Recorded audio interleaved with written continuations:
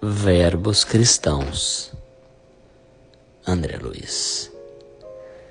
Esperar sem revolta. Sentir sem maldade.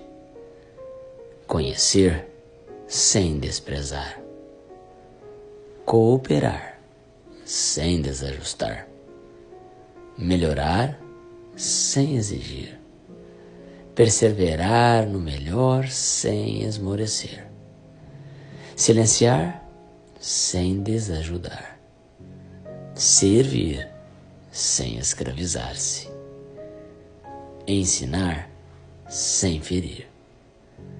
Viver buscando a luz sem a aflição no fim.